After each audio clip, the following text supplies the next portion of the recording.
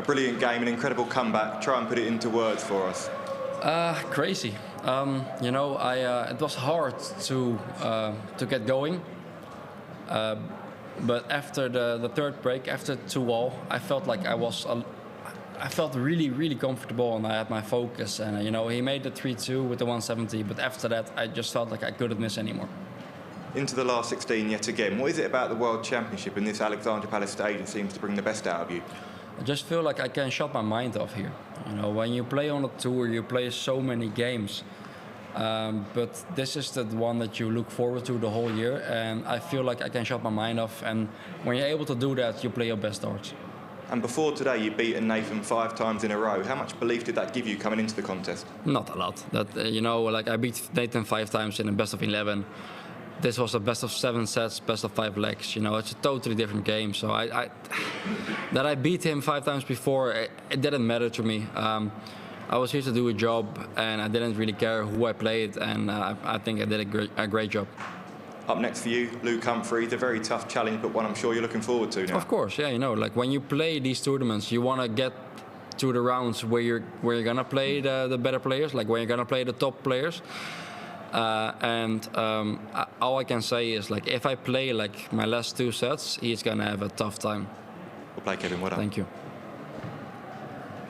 Kevin, many congratulations. Those last 2 sets, is that the best darts that you've ever played on TV, do you feel?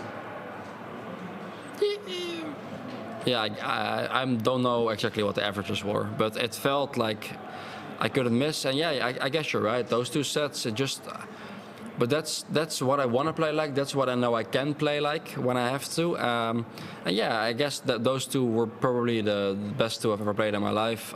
Maybe it's like on par with what I played against Michael Smith last year in the last set that we did. But yeah, that's what I know I can play like, and that's what I did today. You've touched on the level that you can produce, and we've seen it. Is it frustrating that you can't replicate that anywhere else on the tour? It just seems to come out here. No, not yet. I'm a pretty patient guy, and it's been tough. The tours, it's a tough lifestyle. It's really, really hard. But everything's gonna go better from this moment on for me, privately and dart-wise and whatever. And I know that last year was a bit of a disappointment, but also I reached like 7 or 8 quarterfinals on the tour. But I know I'm gonna do better than next year. What did you learn from last year's last 16 game that you can take into this tie against Luke Humphries? And is this the time to finally get over that hurdle? Yeah, what I can learn from that is just that that's hard, especially against a world number 2, who has been the world number 1 for 2 years in a row. It's different, I'm gonna go in there blind pretty much, because I've never played him on a big stage like this. I've played him at the World Series finals, but that's so different. I'm just gonna try to play my own game, and that's what I've been doing this whole tournament. I've always been just enough, and I'm gonna try to do the same tomorrow. Well done, Kevin. It was 113 average for those last 2 sets. How are you able to replicate that over a longer format, keep that going for a bit longer? The focus that I had these last 2 sets, that's something that I've been trying to work on, but it's really hard to work on that focus when you don't play actual games like this, and you don't have a lot of games like this the whole year. It's only on majors, and I haven't played a lot of majors this year, so it's hard to replicate it. There was a big celebration from Nathan Aspinall when he hit that 170 checkout. Was that something that really fired you up, and maybe he celebrated a little bit too early?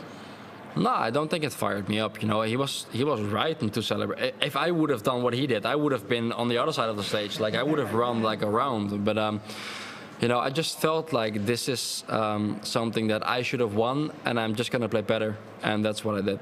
You enjoyed the environment and everything that comes with playing these big players, being in these big occasions, because it's going to be another one against Luke Humphries next. Yeah, of course. This is the stage where you want to perform at your best, and that's what I did. I don't want to say this was my best, but the last 2 sets were my best. But yeah, of course, all the people, all my family behind me, it's amazing to play on that stage, and it's even more amazing to play well. Thank you. Look, Kevin, well done on that performance. You described the lifestyle on tour as a tough lifestyle, but what makes it so tough on tour? The time away from home. And I've been a top 40 player now for around a year, or around 40. I've been like 41. And it's just the time away from home, away from your family, away from your kids, whatever you have. It's just really, really tough. I haven't played everything because I haven't qualified for everything. But I can just imagine that when I do, it's going to be even worse because, I think last year I've been home for maybe 60 to 65% of the whole year. And it's just, it's tough, I miss my son, I miss my kid, How do you try and manage that then of being a professional dart player, making the sacrifices that you need to, but also making sure that you do spend time with your family and that you've got that downtime? I'm here also, this is my job, I make money. This is my future. I want to have a good future for me and my son, and this helps. The money is something that you bring home and you can save up and eventually buy a house or whatever you want. This is just this is a good future for my son if I keep going like this, and that's what keeps me going. Before your last game against David Munyar, you described him as your dream opponent. How would you describe Luke Humphries? Oh, the worst. Him and Luke Littler are like the worst people you can meet. But on the other hand, this is the last 16 of the World Championships. You're not going to get any good opponents anymore. And the way that I played today, I feel like he is going to be in trouble if I can keep this going. Brilliant. Cheers, Kevin. Thank you. Thank you. Congratulations, Kevin. On stage, you come across as sort of a calm, unflappable character. How hard is it under pressure and under that much pressure in a game like that? Is it to remain so calm? It depends. I think it's easier when you're down, because today I was 3-2 down, and the pressure didn't really get to me, because from the get-go it was his to lose. He was the top player, he was the top seed. I was he was the favorite, so it was his to lose. And even when I was 3-2 down, I think I never actually felt a lot of pressure until the last 58 that I had for the match. That's when I felt whoa, I can actually win this right now. And even then I hit it. I think the pressure, I don't want to say it doesn't bother me, but I don't want to say it makes me a worse player either. And the way that you finished there against Nathan, how important is it to start that way against Luke with him not necessarily... Very important. The one of the most important things against Luke is that I don't let him run away. Because we yesterday against Clemens, he was 3-0 up, and then Clemens started playing well. And then he had a chance, but because Luke was already 3-0 up, his experience and his talent, he was never going to lose that game. And I just have to make sure that I don't let him go up 3-0 or 2-0 or whatever. I have to just... It's really important that I start like I did in the end of this game. And you said that there's been a change in your personal life that has made things better for you. How much of a weight is that off, and how much is that firing you on to do well at this tournament? I think it helps a lot. I've been able to practice for 3-4 months straight now. Every single day I've been able to practice, and that's something that a lot of people don't understand. Practice helps a lot when you play darts. When you play any sport, to be fair, but when you play darts, I feel very confident because of the practice and because of the last 4 months that I've had, having my own time. Hi, Kevin. Well done today. Just after the match finished, you said on stage that you think that Luke Humphries is still the best darts player in the world. What does Luke Littler have to do in your opinion, for him to become the best player in the world? To be honest, I didn't really mean it like that. In my mind, Luke Littler, he is the best right now. It's just that when I started in the PDC, Luke Humphries was winning everything. And I was looking up to Luke Humphries when I started the PDC.